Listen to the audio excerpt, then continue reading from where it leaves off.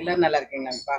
அதாவது இது வந்து ஒரு திடீர்னு ரொம்ப பசிச்சுச்சா, சரி எமர்ஜென்சிக்கு சாப்பிடலாம் அப்படிங்கிறதுக்காக வேண்டி மல்டி கிரெயின் சப்பாத்தி மாவு நம்மள்ட்ட இருக்கும். இதுல வந்து ஒரு தோசை ஊத்தலாம் அப்படின்னு சொல்லிட்டு ஊத்தியாச்சு. ஆனா என்னன்னா, ஊத்தி சாப்பிட்டு பார்த்ததுக்கு அப்புறம் அவ்வளோ ஒரு டேஸ்ட்டுங்க. அதனால இதை வந்து ஒரு வீடியோவா போட்டுடலாம் அப்படின்ட்டு. சாப்பிட்டு பார்த்தேங்கிறீங்க, முழுசா வச்சிருக்கீங்க அப்படின்னு நினைக்காதீங்க. அந்த தட்டை கொடுப்பப்பா. இது கொஞ்சோண்டு சாப்பிட்டுட்டு செய்ய ரொம்ப நல்லா இருக்கு, சரி இது ஒரு வீடியோவா போட்டுடலாம். ஏன்னா நான் இன்னைக்கு காலைல தான் ஒரு வீடியோ போட்டேன், அதனால இன்னொரு நாளைக்கு போட்டுக்கலாம்னு நினைச்சேன். ஆனா ரொம்ப நல்லா இருந்துச்சா, சரி உடனே உங்களுக்கு ஒரு வீடியோவா போட்டுடலாம் அப்படின்னு சொல்லிட்டு இதை அப்படியே எடுத்து அங்கிட்டு வச்சுட்டு அப்படியே ஒரு வீடியோ போட்டோம். உண்மையிலே நிஜமா நல்லா இருக்கும். ஆனா சப்பாத்தி மாவுனா கோதுமை மாவுல தான் பண்ணணுமா அப்படின்றதையும் தாண்டி எல்லா பொருளையும் வச்சு எப்படி சப்பாத்தி மாவு இவ்வளவு சாஃப்டா எப்படி பண்றோம் அப்படிங்கிறது தான் விஷயமே. நிஜமாவே அவ்வளவு சாப்பிட்டுங்க. இது வந்து நம்ம வந்து தோசையா தான் ஊத்திருக்கோம்.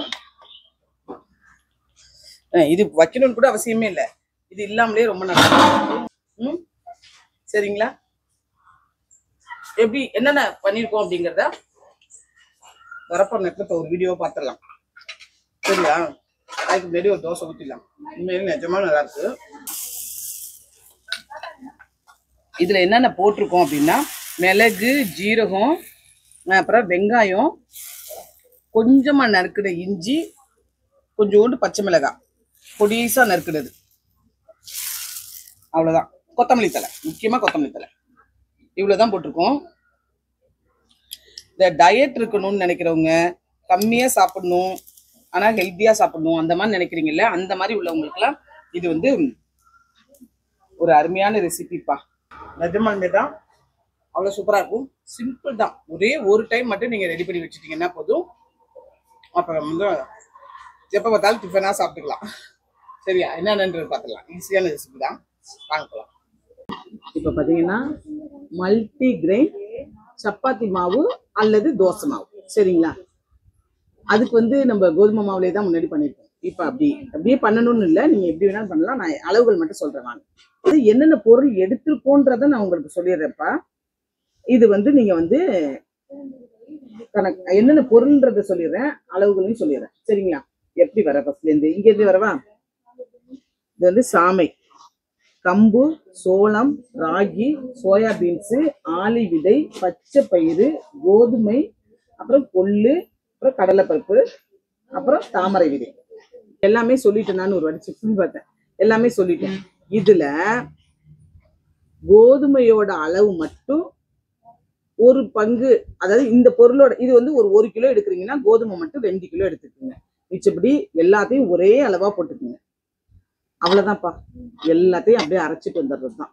எல்லாமே ஃபர்ஸ்ட் நம்ம நல்லா எல்லாத்தையும் கழுவி காய வச்சு எல்லாம் அளவுகளோட எடுத்துட்டு அப்படியே நீங்க அரைச்சிட்டு வர்றதுதான். வேற இதுல எதுவுமே பண்ண வேண்டியதே இல்லை. அரைக்க கொடுப்போம்ல, அப்ப வந்து கொஞ்சோண்டு உப்போடய சேர்த்து வச்சுக்கோங்க. எதுக்குன்னா சீக்கிரம் வண்டு வைக்காம இருக்கும்ல. ஏன்னா நம்ம வந்து உப்பு வந்து ஒரு ப்ரிசர்வேட்டிவ் சொல்றோம்ல, அது ஒன்னா எல்லாத்தையும் அரைச்சிட்டு வந்துருங்க. நாங்க இப்ப இதுக்காக நாங்க அரைக்க போறதில்ல, நாங்க ஆல்ரெடி அரைச்சி வச்சிருக்கோம். இந்த மாவு பார்த்து சாப்பிடும்போது தான் எனக்கு இது வீடியோ போடணும்னு தோணுச்சு. அதனால நான் டக்குன்னு இதை ஒரு வீடியோவா போட்டிருக்கேன். ஏன்னா ஆல்ரெடி நான் காலையில தான் ஒரு வீடியோ போட்டேன். சரி 4 மணி நேரம் போட்டுக்கலாம்னு நினைச்சேன். சரி அப்புறம் நமக்கு நேரம் இருக்கும்போதே இதை சொல்லிடலாம். நீங்க நிறைய பேர் கேட்டீங்க, ஏன்னா போன காம்போல நாங்க இது கொடுத்துருந்தோம். அதில் வந்து நீங்கள் கேட்டீங்க, நல்லா இருக்கு சிஸ்டர், அது ரெசிபி போடுங்க சிஸ்டர் அப்படின்னு சொல்லியிருந்தீங்க. அதனால தான் நான் இது ரெசிபி போட்டிருக்கேன். சரிங்களா? அப்புறம் வந்து வெயிட் லாஸ் பண்ணுறவங்களுக்கு இது ஒரு அருமையான ரெசிபியாக இருக்கும். சூப்பராக இருக்கும். அதாவது ஒன்று சாப்பிட்டீங்கன்னாலுமே கம்முன்னு இருக்கும் வயிறு, அந்த மாதிரி இருக்கும். சரிங்களா? அடுத்து இன்னும் நல்லா உங்களுக்கு டேஸ்ட்டாக வேணும் அப்படின்னு சொன்னீங்கன்னா கொஞ்சோண்டு வெங்காயம், பச்சை மிளகாய், அப்புறம் பச்சை மிளகாயோ இல்லை வரமிளகாயோ ஏதோ ஒன்று போட்டுக்குங்க. 2 துண்டு துளியோண்டு இஞ்சி லேசாக திருவி போட்டுக்குங்க.